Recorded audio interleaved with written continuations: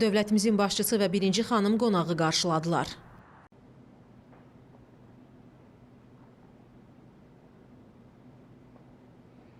Söhbət zamanı Moskvanın və bütün Rusiyanın patriarxı Kirillin Azərbaycana səfərləri, dövlətimizin başçısı və birinci xanımla görüşləri məmnunluqla xatırlandı. Ölkəmizdə hökm sürən multikultural mühitə toxunuldu, müxtəlif dinlərin nümayəndələrinin Azərbaycanda sülh və harmoniya şəraitində yaşadığı vurğulandı.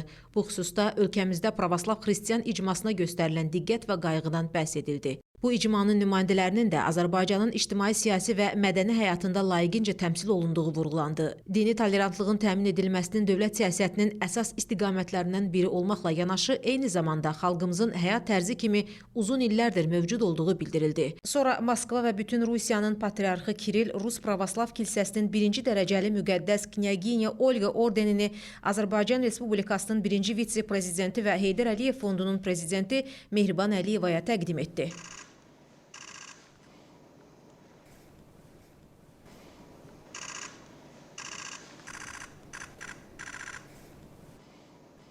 Qeyd edək ki, Azərbaycanın birinci xanımı bu ordenə cəmiyyətdə ənənəvi dəyərlərin qorunub saxlanılmasına, mədəniyyətlərarası və dinlərarası dialoqun inkişafına verdiyi töhfələrə görə Moskvanın və bütün Rusiyanın patriarxı Kirillin fərmanına əsasən layiq görülüb. Birinci xanım Mehriban Əliyeva göstərilən diqqətə görə minnətdarlığını bildirdi.